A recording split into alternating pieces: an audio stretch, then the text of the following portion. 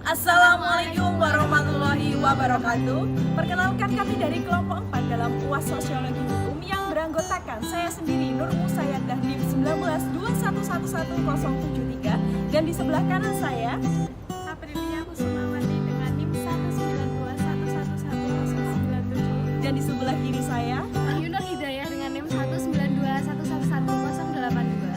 Baiklah rekan-rekan, di sini kami akan mereview yaitu materi dalam mata kuliah Sosiologi Hukum dari minggu pertama sampai dengan minggu terakhir, yaitu materi pertama dan juga sampai dengan materi terakhir yang di sini akan kami review menjadi 3 pembagian, yaitu yang berawal dari Kak Wahyu, selanjutnya Kak April dan juga saya sendiri. Nah, di sini kami tidak mereview tentang book review karena sudah kami review terlebih dahulu pada saat presentasi sebelumnya. Jadi di sini kami hanya akan mereview tentang materi-materi. Baik rekan-rekan, silakan menyimak review dari kami dan semoga bermanfaat bagi kalian semua. Terima kasih.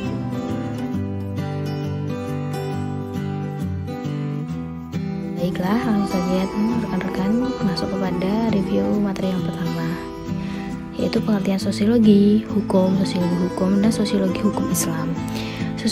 Sosiologi adalah hubungan dan pengaruh timbal balik antara aneka macam gejala-gejala sosial, sedangkan hukum adalah aturan yang sudah ditetapkan dan disahkan oleh pemerintah untuk mengatur perilaku manusia. Jadi sosiologi hukum adalah cabang ilmu pengetahuan yang mempelajari hubungan timbal balik antar manusia dengan gejala-gejala sosial lainnya. Nah, setelah itu ada juga sosiologi hukum Islam yang artinya ilmu sosial yang mempelajari mengenai adanya hubungan timbal balik antara pengaruh sosial dengan penempatan hukum Islam. Nah, di sini juga objek sosiologi ada 2, yaitu objek material dan formal. Nah, dan ada kurang lebih 8 objek dalam sosiologi hukum. Baik, langsung saja. Yang kedua yaitu mengenai hukum Islam dan hubungan timbal balik. Nah, itu ada 3. Yang pertama wahyu dengan akal, yang kedua kesatuan dan keberagaman, dan yang ketiga otoritarisme dan liberalisme. Nah, wahyu itu sumber hukum yang tasrik, mutlak dan bersifat permanen, sedangkan akal itu terbatas dan tidak bisa menentukan kebenarannya sendiri.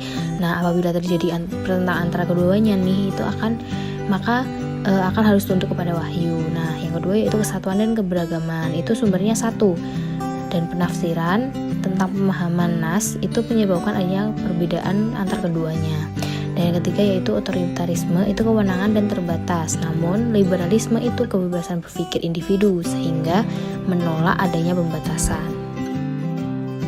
Langsung saja materi yang ketiga yaitu interaksi idealisme dan realisme, hukum dan moral, stabilitas dan perubahan dalam hukum Islam. Nah, pandangan idealisme realitas harus tunduk pada hukum, pandangan realisme sebaliknya, hukumlah yang harus mengikuti realitas.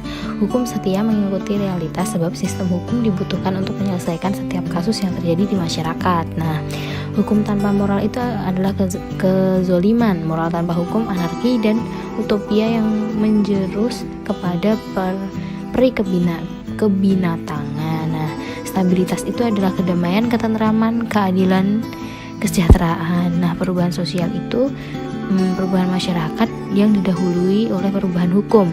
Nah, perubahan hukum ini tidak sama dengan yang diinginkan masyarakat. Kemudian yaitu ada fungsi hukum utama itu untuk melindungi kepentingan yang ada dalam masyarakat. Nah, sedangkan tugas hukum itu pengendalian sosial, ketertiban, penyelesaian sengketa. Nah, akal pikiran realisme dalam hukum Islam itu realisme, positivisme, pragmatis. Hukum Islam pada zaman Nabi. Nah, pada saat itu kondisi masih yaitu hukum Islam pada zaman Nabi. Nah, pada saat itu kondisi masyarakat masih jahiliyah, bersuku-suku, hidup berpindah-pindah, kepercayaannya masih politeisme. Nah, sumber hukumnya yaitu Al-Quran dan Sunnah. Nah, pada saat itu apabila umat Islam menjumpai suatu persoalan dan Nabi masih hidup, maka langsung bertanya kepada Nabi. Nah, namun kadang Nabi juga menunggu wahyu Al-Quran, dan adapun jawaban Nabi itu pada hakikatnya tidak terlepas pada petunjuk Allah. Nah, selanjutnya yaitu prinsip umum pembentukan hukum Islam itu beransur-ansur, menyedikitkan peraturan, mempermudah dan meringankan pembentukan hukum sejalan dengan kemaslahatan manusia. Nah, selanjutnya akan dilanjutkan oleh rekan saya. Baiklah rekan-rekan, saya akan melanjutkan review materi sosiologi hukum dari topik 6, 8, 9, dan 10. Yang pertama yaitu topik 6 mengenai hukum Islam pada zaman sahabat. Sumber hukum Islam pada zaman sahabat yaitu ada 3, yang pertama Al-Quran, yang kedua Sunnah, dan yang ketiga ijma' sahabat. Perkembangan hukum Islam, banyak para ulama dan imam mazhab merujuk pada pendapat para sahabat. Sahabat melakukan penelaahan terhadap Al-Quran dan As-Sunnah dalam menyelesaikan suatu kasus, dan apabila tidak didapatkan Al-Quran dan Sunnah, mereka melakukan ijtihad. Kemudian mengenai topik 8, hukum Islam pada masa tabi'in. Tabi'in adalah orang Islam awal yang masa hidupnya setelah para sahabat Nabi dan tidak mengalami masa hidup Nabi Muhammad. Tabi'ut tabi'in artinya pengikut. Tabi'in dimulai dari tahun 41 Hijriah atau 661 Masehi sampai 200 Hijriah atau 820 Masehi pada pertengahan masa pemerintahan dinasti Abbasiyah. Sumber hukum pada masa tabi'in ini yaitu Al-Quran, As-Sunnah, Ijma' dan Ra'yu.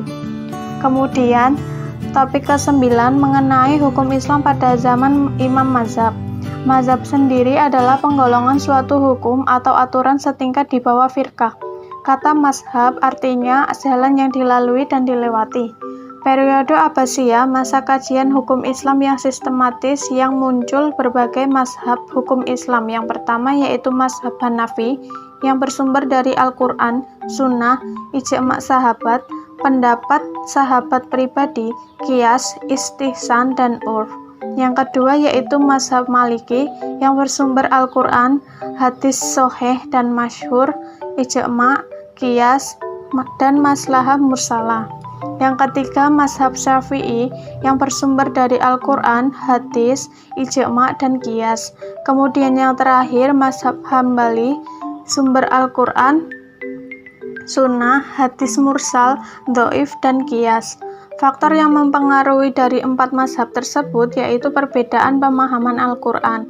Sebab khusus mengenai sunnah Nabi Muhammad SAW dan perbedaan mengenai qawaid usuliyah dan fikih. Kemudian yang terakhir topik 10 mengenai hukum Islam pada masa taklid. Pengertian taklid sendiri berarti mengulangi, meniru, dan mengikuti.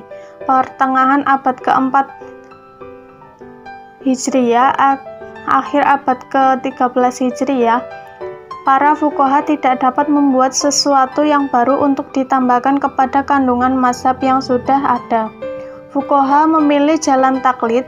Faktor munculnya taklid yaitu pembukaan kitab mazhab yang fanatisme, kemudian jabatan hakim, ditutupnya pintu ijtihad, terbaginya dualat Islamiyah, persaingan antar pengikut mazhab, dan pembentukan hukum dan ijtihad yang berbeda.